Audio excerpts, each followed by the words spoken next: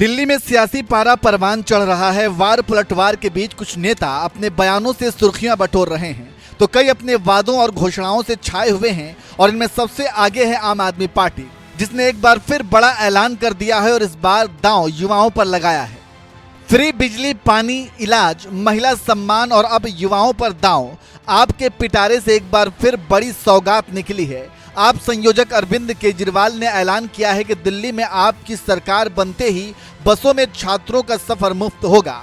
यानी दिल्ली की बसें महिलाओं के साथ साथ छात्रों के लिए भी हो जाएंगी बिल्कुल फ्री। इतना ही नहीं, केजरीवाल ने मेट्रो में भी छात्रों का किराया 50% कम करने की बात कही। जिनकी शिक्षा इस वजह से छूट जाती है क्योंकि उनके पास स्कूल कॉलेज जाने के लिए पैसे नहीं होते। तो एक सबसे बड़ा ऐलान आज मैं ये कर रहा हूँ कि हमारी सरकार बनने पे स्टूडेंट्स को भी बस में सफ़र फ्री दिया जाएगा।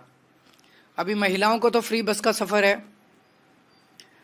तो जो फीमेल स्टूडेंट्स हैं उनको तो इसका फ़ायदा मिलता है, लेकिन मेल स्टूडेंट्स को नहीं मिलता। हालांकि मेट्रो में छात्रों का किराया आधा करने के लिए केजरीवाल ने केंद्र सरकार से सहयोग मांगा, क्योंकि दिल्ली मेट्रो केंद्र सरकार और दिल्ली सरकार दोनों का वेंचर है। ऐसे में केजरीवाल ने पीएम मोदी को पत्र लिखकर सहयोग मांगा है। मेट्रो दिल्ली की लाइफलाइन है और मेट्रो बहुत महंगी हो गई है। एक आम स्टूडेंट उसे अफोर्ड करने में बहुत उसे तकलीफ होती है।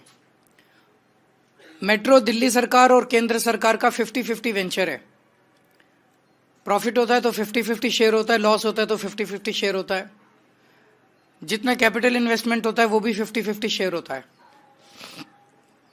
तो मैंने आज प्रधानमंत्री जी को चिट्ठी लिखी है कि हमें स्टूडेंट्स को 50% कंसेशन देना चाहिए मेट्रो के फेयर में, और इसकी वजह से जो खर्चा आएगा रियायत देने की वजह से, उस खर्चे को दिल्ली सरकार और केंद्र सरकार के बीच में 50% के रेशो में शेयर किया जाए। केजरीवाल ने मेट्रो में छात्रों के आधे किराए के ऐलान से पहले पीएम मोदी को एक पत्र लिखा था। इसी के साथ उन्होंने कहा कि ये मामला राजनीति से ज्यादा जनहित का है। ये पहली बार है जब केजरीवाल ने छात्रों पर बड़ा दांव लगाया है। इससे पहले उन्होंने आधी आबादी से लेकर बुजुर्गों तक के लिए घोषणाओं में किसी तरह की कोई कमी नहीं छोड़ी। आपके बड़े ऐलान। ऑटो चालकों के लिए 10 लाख तक के लाइफ इंश्योरेंस का ऐलान। ऑटो चालकों के बच्चों के लिए फ्री कोचिंग। महिलाओं के लिए हर महीने 2100 रुपए। बुजुर्गों के इलाज के लिए संजीवनी योजना। पुजारी ग्रंथियों के लिए हर महीने 18,000। दिल्ली में चुनाव के ऐलान से काफी पहले ही केजरीवाल के ऐलान शुरू हो गए थे। एक के बाद एक बड़ी घोषणाओं से उन्होंने विरोधियों को परेशानी में डाल दिया। हालांकि बीजेपी ने आपकी इन फ्री स्कीम्स पर सवाल उठाए, एंटी इनकम्बेंसी के सहारे घेरने की कोशिश की, लेकिन केजरीवाल ने तो अपना एजेंडा पहले ही सेट कर लिया था और एक एक कर अपने पत्ते खोलते रहे।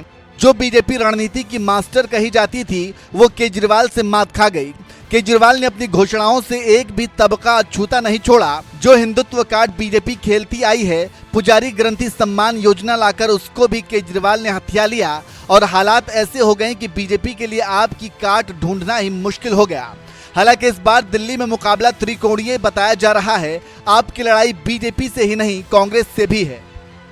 लोकसभा में आपके साथ आने वाली कांग्रेस इस बार उसके खिलाफ चुनावी मैदान में है। मुकाबला चुनौतीपूर्ण है।